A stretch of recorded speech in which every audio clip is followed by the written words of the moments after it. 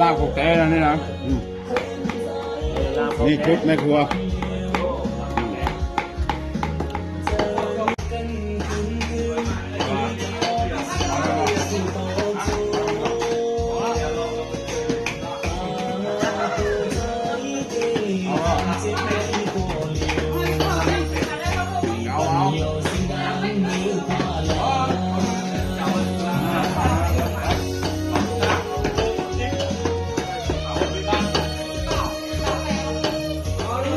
ลาบบนดอยครับพี่น้อย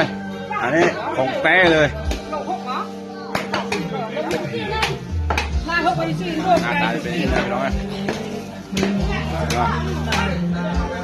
บัดโซ่บนนกหัวความเผ็ดความแซ่บเลย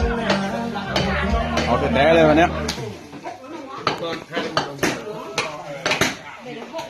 เชิญ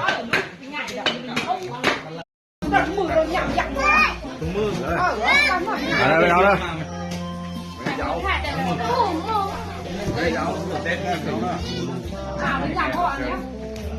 มาเลยดิเรียบร้อยแล้วไฟอ่ะบึ้ดมันได้เลยเหรอ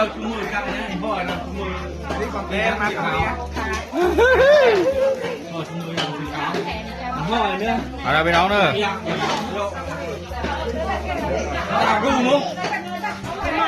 เราเป็นรุ่นเลย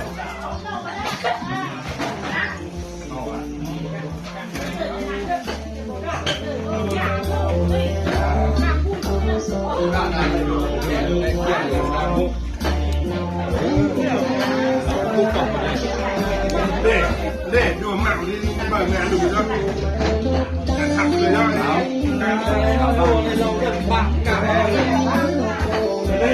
โต๊ะย้ายโต๊ะในมุมเลย